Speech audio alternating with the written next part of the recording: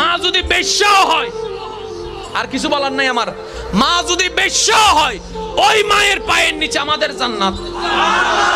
আর কিছু বলার নাই, আর কিছু বলার নাই এখানে। ওই মাকে শ্রদ্ধা যদি না করেন, টোটাল হিসাব। বাবাকে যদি মূল্যায়ন না করেন, এবার আপনি বলবেন যে আমি করব না, সেটা আপনার গাট্টেরামি। আপনার গাট্টেরামির কারণে আল্লাহর নিয়ম পাল্টাই নাই, পাল্টাবেও না। ওহি হোগা जो मंजूरे खुदा होगा। जोर से कहो ना यार सुबहानाल्लाह। তাহলে যারা মা বাবাকে সেবা করেন আল্লাহর ওয়াস্তে, এটা মনে করবেন না যে আমি খাওয়াচ্ছি, বরং আপনি আল্লাহর কাছে শুকরিয়া করবেন, মাওলা আমার সেই জান্নাতের সেবা করার সুযোগ তুমি আমাকে দিয়েছো, তোমার দরবারে লাখো শুকরিয়া আদায় করছি, বলেন সুবহান। মা বাবাকে কখনো বর্ণনা করা যাবে? মা বাবাকে কখনো হেয় চোখে দেখা যাবে? এবার মা বুড়ি হচ্ছে, কাশবে তো, বুড়ি হলে কাশবে না? কথা বলেন না।